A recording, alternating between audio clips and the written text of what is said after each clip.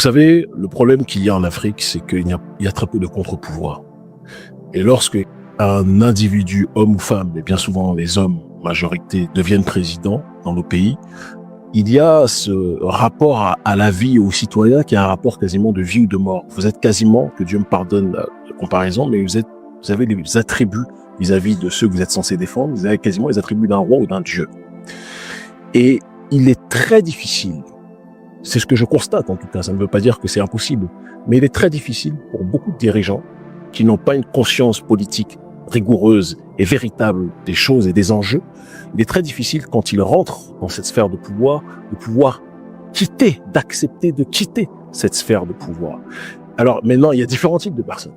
Il y a des gens qui disent ouvertement qu'ils sont des dictateurs, des autocrates et qu'ils veulent continuer à prendre le pouvoir. Des gens comme Paul Biya, c'est une hérésie à mes yeux qu'au XXIe siècle, il se comporte de cette façon en osant, à plus de 90 ans, déclarer encore, ou alors ce sont des gens qui le maintiennent en vie, qui lui disent il faut qu'il soit présent encore au présidentiel pour protéger sa manne financière. C'est un scandale politique. Il y a des gens comme Alassane Dramane Ouattara qui est le jouet numéro 1, il y en a d'autres sur lesquels je reviendrai tout à l'heure, qui est le jouet numéro 1 du système néocolonial en Afrique aujourd'hui, et qui décide de briguer un 4e mandat parce que il sait très bien qu'il y a une manne financière et une rente financière sur laquelle il ne peut pas, comment dirais-je, fermer les yeux et il ne peut pas cesser ce processus qui enrichit sa famille, qui enrichit son clan. Et donc, il continue.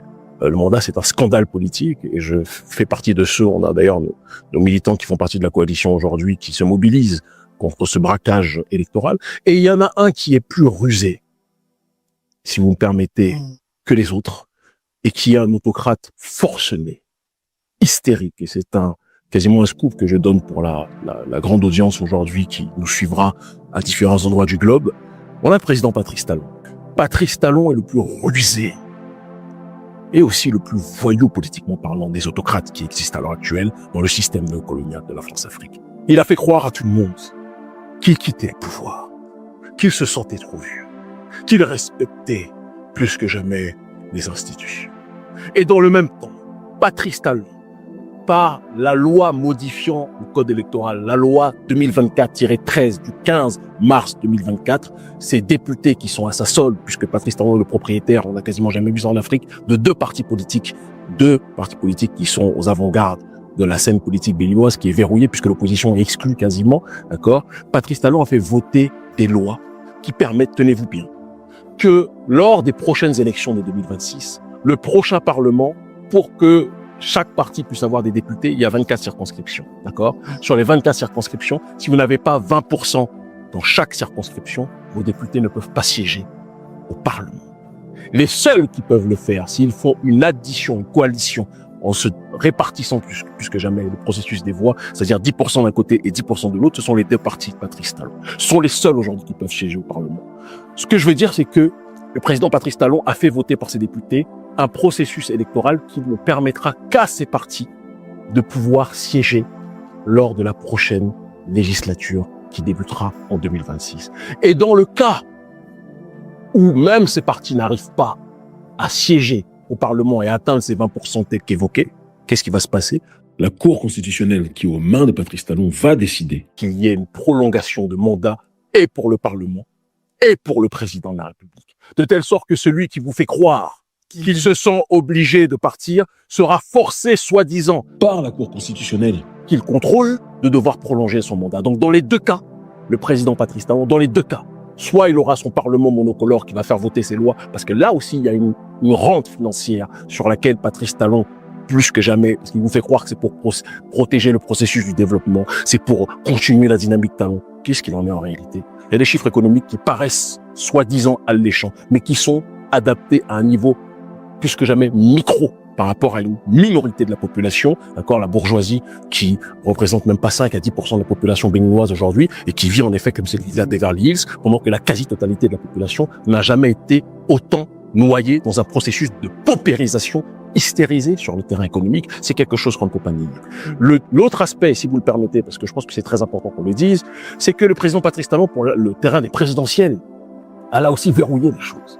Il vous fait croire que lui aussi, il part, qu'il veut plus que jamais laisser le pouvoir. Mais le président Patrice Talon a empêché le processus démocratique de pouvoir se faire, le processus électoral de pouvoir se faire. La loi qui modifie ce code électoral numéro 2024-13 de la loi du 15 mars 2024, il a fait en sorte qu'il n'y a que 3 partis politiques qui peuvent se présenter au présidentiel, qui peuvent présenter un candidat. Que 3 partis.